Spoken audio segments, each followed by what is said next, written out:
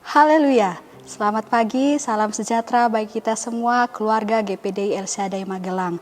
Puji Tuhan, pada saat pagi hari ini kembali kita akan mendengarkan renungan firman Tuhan yang saya berikan judul Kemuliaan Tuhan. Saya ambil di dalam kitab Yesaya pasalnya yang ke-40 ayatnya yang ke-5. Sekali lagi Yesaya 40 ayatnya yang ke-5. Saya bacakan bagi kita semua. Yesaya 40 ayat yang ke-5 firman Tuhan berbunyi demikian. Maka kemuliaan Tuhan akan dinyatakan dan seluruh umat manusia akan melihatnya bersama-sama. Sungguh Tuhan sendiri telah mengatakannya. Puji Tuhan, ayat ini adalah merupakan bagian dari perikop berita kelepasan yang diterima oleh bangsa Israel, di mana saat itu bangsa Israel berada di dalam pembuangan. Tentunya saat berada di dalam pembuangan, bangsa Israel mengalami yang namanya kesesakan, kesusahan, kesulitan dalam kehidupan mereka karena mereka harus ditawan. Dan kita kaitkan dengan kehidupan kita saat-saat ini, gereja-gereja Tuhan yang ada sebagai Israel rohani. Mungkin saat ini kita sedang mengalami kesesakan dalam kehidupan kita. Kita sedang mengalami pergumulan, kita sedang mengalami kesulitan, atau kita sedang ditawan oleh ketakutan, kekhawatiran, kecemasan. Ya, mungkin ada yang mulai lemah imannya karena melihat keadaan situasi saat ini yang begitu menakutkan, yang membuat kita cemas, yang membuat kita seringkali mulai undur daripada Tuhan. Tetapi mari kita melihat bahwa ada janji Tuhan yang Tuhan persiapkan bagi kehidupan kita, seperti yang Tuhan berikan bagi bangsa Israel, bahwa ada berita kelepasan, ada kabar gembira, ada kabar sukacita, yaitu keselamatan yang Tuhan sediakan bagi kita semua, di mana kita akan melihat bahwa kemuliaan Tuhan itu dinyatakan bagi setiap kehidupan kita. Dan kita sebagai Israel rohani juga sama, kita mengalami kabar berita itu dalam setiap kehidupan kita. Oleh sebab itu, sebagai umat-umat Tuhan yang sudah diselamatkan oleh Tuhan, kita seharusnya memberikan yang terbaik bagi Tuhan sebagai tanda ucapan syukur kita kepada Tuhan. Dan kalau kita melihat di dalam ayat yang kita sudah baca tadi, dikatakan maka kemuliaan Tuhan itu akan dinyatakan. Dan kemuliaan Tuhan itu akan benar-benar dinyatakan kepada yang pertama, orang yang tenang hatinya. Orang yang memiliki ketenangan hati. Kalau kita melihat di dalam ayatnya yang kedua, di dalam Yesaya 40 ini, di dalam ayat yang kedua dikatakan, tenangkanlah hati Yerusalem. Di situ ada kata tenangkanlah hati Yerusalem.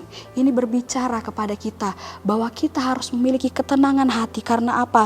Dari kita memiliki ketenangan hati, bahwa benar-benar kemuliaan Tuhan itu akan dinyatakan dalam kehidupan kita. Ketenangan hati ini berkaitan dengan iman kita, di mana saat kita tetap kuat di dalam Tuhan, kita memiliki kepercayaan yang teguh di dalam Tuhan, kita tetap percaya bahwa keselamatan Tuhan, pertolongan Tuhan akan benar-benar terjadi dalam kehidupan kita.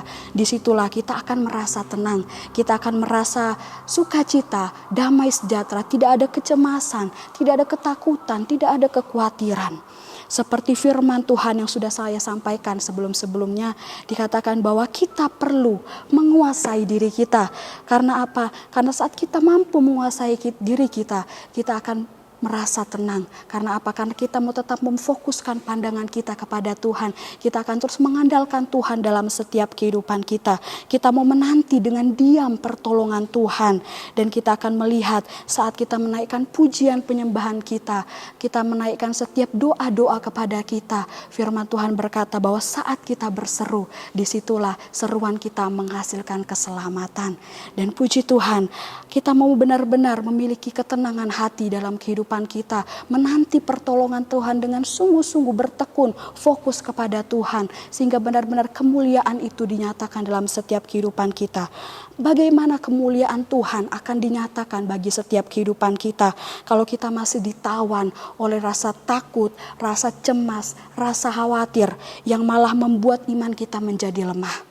Oleh sebab itu saat kemuliaan Tuhan ingin dinyatakan dalam setiap kehidupan kita, kita harus bisa menguasai diri kita dan tetap tenang. Memiliki ketenangan hati di dalam Tuhan, bahwa benar-benar pertolongan Tuhan itu, kemuliaan Tuhan itu akan dinyatakan bagi setiap kehidupan kita. Kemudian kemuliaan Tuhan akan dinyatakan kepada orang yang kesalahannya sudah diampuni. Orang yang kesalahannya sudah diampuni. Tentunya kita sebagai manusia seringkali melakukan kesalahan. Ada begitu banyak mungkin perbuatan kita, tindakan kita yang masih tidak berkenan di hadapan Tuhan. Oleh sebab itu perlunya setiap hari kita memohon ampun kepada Tuhan. Kita memohon ampun atas setiap perbuatan kita, tutur kata kita, pikiran kita, perasaan kita. Apapun itu yang tidak berkenan di hadapan Tuhan, kita mau mengakui dan kita mohon ampun di hadapan Tuhan. Karena hanya Tuhan yang sanggup dan berhak mengampuni setiap dosa manusia. Seperti yang dikatakan dalam Markus 2 ayat yang ke-10, di situ dikatakan bahwa di dunia ini Anak manusia berkuasa untuk mengampuni dosa. Siapa anak manusia itu? Dialah Tuhan Yesus Kristus. Oleh sebab itu kita mau mengakui kesalahan kita di hadapan Tuhan. Mohon ampun di hadapan Tuhan. Karena Tuhan yang berhak dan berkuasa mengampuni setiap dosa kita. Asalkan kita mau mengakui dosa kita di hadapan Tuhan. Asalkan kita memohon ampun kepada Tuhan. Maka Tuhan yang akan mengampuni setiap dosa-dosa kita. Dan kita akan melihat saat dosa kita sudah diampuni oleh Tuhan. Kita benar-benar akan merasakan kemuliaan itu melingkupi setiap kehidupan kita. Dan minggu-minggu ini kita masih berada di dalam suasana Paskah, ya.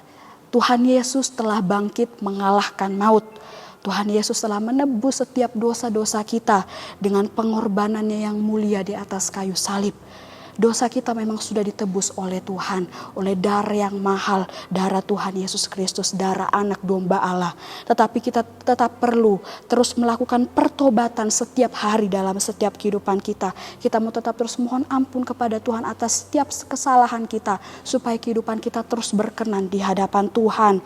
Dan kita melihat bahwa saat kita sudah ditebus dengan darah yang mahal, kita juga harus memiliki hidup yang berkualitas di hadapan Tuhan. Hidup yang selalu hidup dalam pertobatan kepada Tuhan. Hidup yang selalu menghasilkan buah-buah pertobatan di dalam setiap kehidupan kita.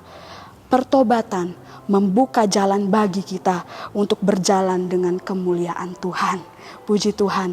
Dan kemudian orang yang kemuliaan Tuhan akan dinyatakan adalah orang-orang yang mempersiapkan jalan bagi Tuhan.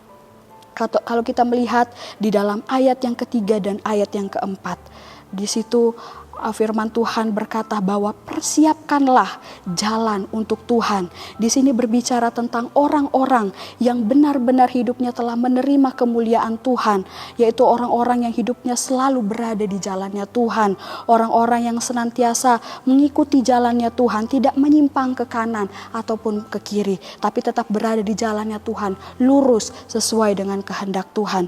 Dan firman Tuhan berkata bahwa supaya kemuliaan Tuhan itu dapat sampai dalam kehidupan kita, kita harus memberikan jalan, kita harus mempersiapkan jalan yang terbaik supaya kemuliaan Tuhan itu bisa sampai dalam setiap kehidupan kita. Dan bagaimana kita mempersiapkan jalan yang terbaik untuk kemuliaan Tuhan itu sampai dalam kehidupan kita? Kita lihat di dalam ayat yang keempat, di situ dikatakan setiap lembah harus ditutup. Ini berbicara tentang kita mau menyingkirkan segala penghalang-penghalang Injil atau penghalang-penghalang firman Tuhan dalam kehidupan kita. Dan penghalang-penghalang itu bisa saja kesibukan kita, ya, aktivitas kita, sehingga membuat kita tidak memiliki waktu untuk kita mau merenungkan firman Tuhan, untuk kita membaca firman Tuhan, apalagi melakukan kebenaran firman Tuhan. Oleh sebab itu saat-saat ini kita mau benar-benar mempersiapkan jalan bagi Tuhan. Kita mau menutup setiap lembah-lembah, dalam artian kita mau menyisihkan waktu untuk kita mau mendengarkan firman Tuhan, merenungkan firman Tuhan dan melakukan firman Tuhan. Kemudian di ayat 4 di kalimat selanjutnya dikatakan setiap gunung dan bukit harus diratakan, dan juga tanah yang berbukit-bukit harus menjadi tanah yang rata. Ini berbicara tentang kita mau menyingkirkan segala kesusahan kita. Kesusahan kita itu bisa ketakutan kita, kecemasan kita, kekhawatiran kita. Saat kita mau kemuliaan Tuhan itu dinyatakan, benar-benar kita harus hidup di dalam ketenangan. Kita harus mempersiapkan diri kita, jangan sampai kita dikuasai oleh ketakutan. Dan kemudian di kalimat selanjutnya, tanah yang berlekuk-lekuk menjadi daratan. Tanah yang berlekuk-lekuk harus dibuat menjadi tanah yang datar. Nah, ini berbicara tentang hidup kita yang bagaikan roda yang berputar. Bapak, Ibu, saudara-saudara yang diberkati oleh Tuhan. Kadang kehidupan kita berada di atas, kadang hidup kita berada di bawah. Kita harus mengendalikan dan menguasai kehidupan kita. Saat kita berada di atas, kita harus tetap rendah hati. Dan kalau kita sedang mengalami pergumulan dalam kehidupan kita, mungkin kita sedang berada di bawah, kita harus tetap bersyukur kepada Tuhan. Dan kita akan melihat bahwa kemuliaan Tuhan itu akan dinyatakan dalam kehidupan kita. Karena apa? Karena kita mempersiapkan jalan yang terbaik bagi Tuhan. Kita menutup setiap lembah-lembah. Kita membuat gunung dan bukit itu menjadi rata. Dan kita membuat tanah yang berlekuk-lekuk menjadi dataran. Dan kita akan melihat bahwa jalan yang kita persiapkan itu akan Tuhan pakai supaya kemuliaan Tuhan akan dinyatakan dalam setiap kehidupan kita. Tentunya kita rindu agar kehidupan kita dipenuhi oleh kemuliaan Tuhan. Karena Tuhan yang kita sembah adalah Tuhan Raja kemuliaan.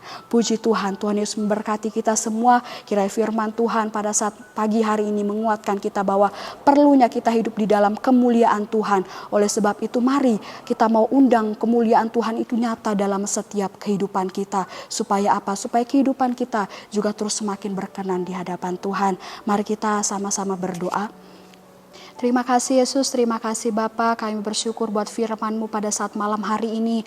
Mengingatkan kami bahwa perlunya, bahwa kemuliaan Tuhan itu Engkau nyatakan dalam setiap kehidupan kami. Karena kami menyadari Tuhan, tanpa Engkau kami tidak mampu berbuat apa-apa. Oleh sebab itu Tuhan, nyatakanlah kemuliaan-Mu dalam setiap kehidupan kami. Sehingga banyak orang juga melihat bahwa Allah yang kami sembah, Allah yang dahsyat, Allah yang luar biasa. Terima kasih Yesus, terima kasih Bapa, meteraikan firman-Mu di dalam setiap kehidupan kami, dan kiranya firman menjadi kekuatan baru bagi kehidupan kami untuk kami melakukan aktivitas kami di sepanjang hari ini. Terima kasih Yesus, terima kasih Bapa. Ini doa kami bersyukur dalam nama Tuhan Yesus Kristus. Haleluya, amin.